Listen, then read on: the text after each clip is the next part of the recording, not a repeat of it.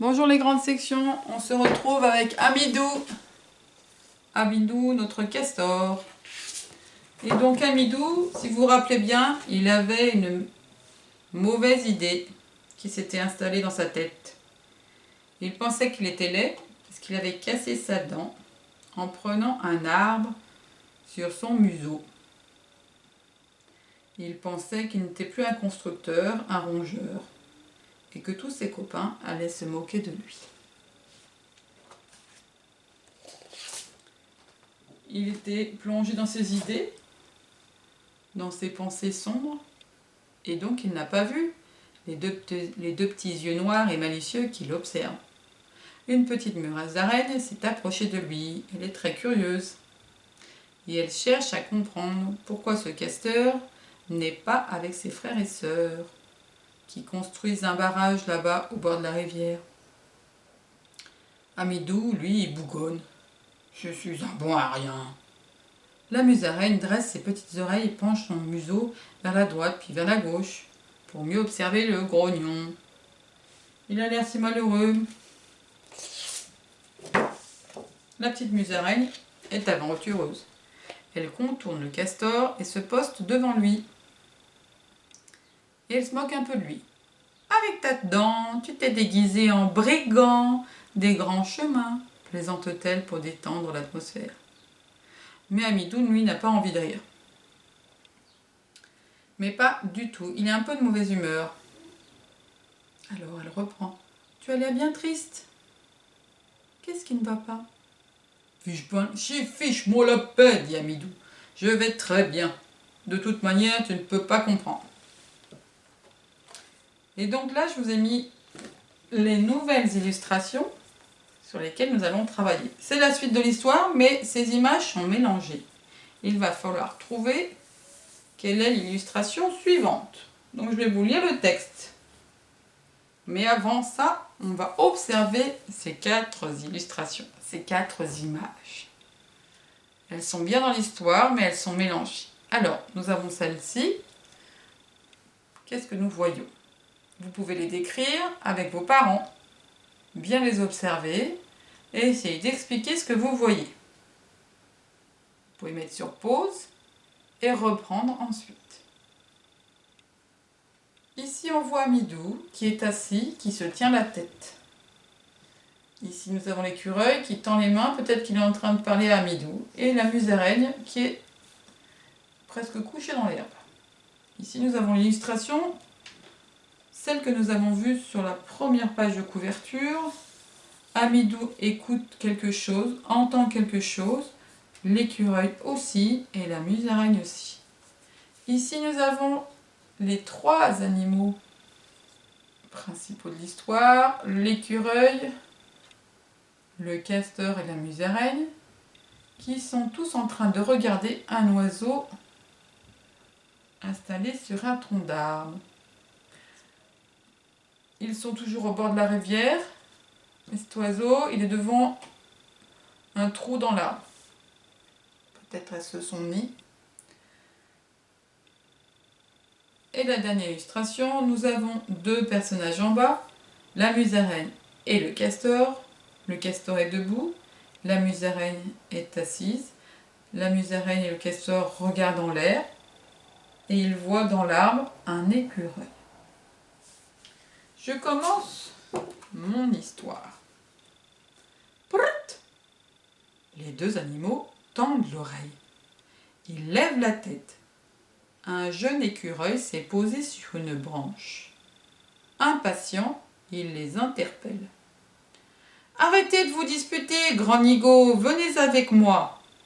Là-bas, au bord de la rivière, 2 castors sont prisonniers. Le courant est si fort que leur barrage a été anéanti sous les eaux. Il faut les aider à s'en sortir, et vite. Quelle est l'illustration qui va avec ce texte? Je répète ce qui est important. Écoutez bien. Prut!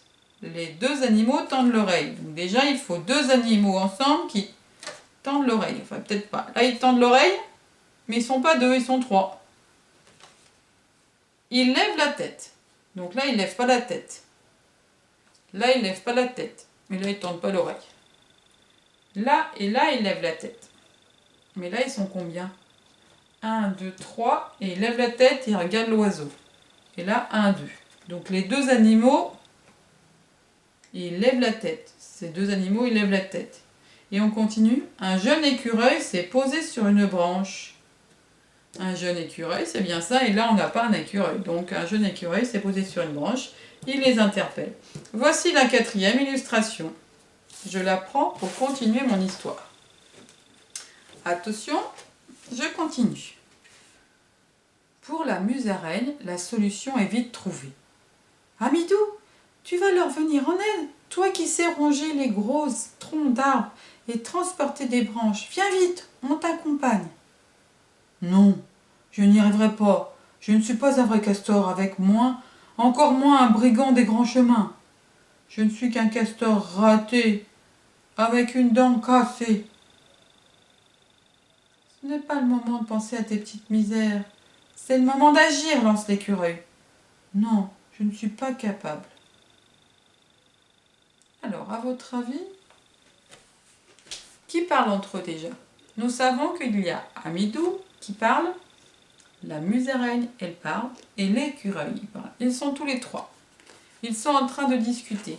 Donc là, ils sont trois, mais il y a aussi l'oiseau. Dans notre histoire que je viens de lire, c'est la partie que je viens de lire, on n'entend pas parler de l'oiseau. Donc celle-là, on ne la prend pas.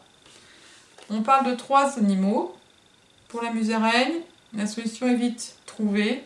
Elle pense que Amidou doit partir aider ses amis au bord de la rivière pour ronger les troncs. Mais Amidou, lui, il dit non, non, non, et vraiment, il pense qu'il n'est pas un vrai castor. Il est même très défaitiste. Non, je n'y arriverai pas, je ne suis pas un vrai castor. Et là, il y a l'écureuil qui lui parle. Donc là, ils ne sont pas en train de discuter, ils sont en train d'écouter un bruit. Alors là, on voit bien les 3 animaux qui sont en train de discuter. Donc c'est cette image-là qu'on va garder pour la suite. Attention, il nous reste 2 illustrations. Écoutez bien. Toc, toc, toc. Le castor, l'écureuil et la musaraigne sursautent. Ils connaissent cet oiseau qui martèle vigoureusement le bois. C'est le pic-et-pêche. Un solitaire qui, d'ordinaire, garde ses distances et tambourine au loin. Mais aujourd'hui, il choisit de se poser tout près. Toc, toc, toc. À l'aide, des castors ont pris un piège près de la rivière. Il faut les délivrer avant qu'il ne soit trop tard. Quelques secondes s'égrènent sans que personne n'ose parler. À votre avis, quelle est l'image? Toc, toc, toc, le castor. On entend un bruit. Toc, toc, toc. Un bruit comme ça. Toc, toc, toc. 2 fois. Toc, toc, toc. Le castor, l'écureuil et la musaraigne sursautent. Ils connaissent cet oiseau. Ils entendent un bruit. Donc à mon avis, c'est celle-là. Pourtant, on parle de notre ami le piquet-pêche qui apparaît dans notre histoire. Mais celle-là vient après. D'abord, ils entendent le bruit et ensuite, ils discutent avec le piquet-pêche. Je récupère ma histoire. La suite. On continue. Voici le texte qui va avec cette image puisqu'il ne reste plus que celle-là. Viens, castor. Ce n'est plus le moment de te lamenter. Allez-y sans moi. Vous y arriverez très bien, j'en suis sûre. Non, moi je suis trop petite pour y aller seule, lance la musaraigne. C'est vrai, je peux me faufiler un peu partout, mais je n'ai pas assez de force pour les délivrer. Et avec ma petite taille, je risque toujours de me faire écraser. Et toi l'écureuil, tu peux y aller? Moi? Je suis agile, c'est vrai, répond l'écureuil, mais je n'aime pas beaucoup l'eau. D'ailleurs, je ne sais pas nager. Ne me demande pas d'y aller tout seul, intervient le pic. Moi, je tiens à rester camouflé. Je ne suis pas comme les canards qui se laissent glisser sur l'eau, à la vue de tout le monde. On y va ensemble. Un point, c'est tout. Amidou hésite. Puis finit par se laisser convaincre. Bon, d'accord, marmonne-t-il entre ses dents. On y va. Et voilà. À bientôt les enfants.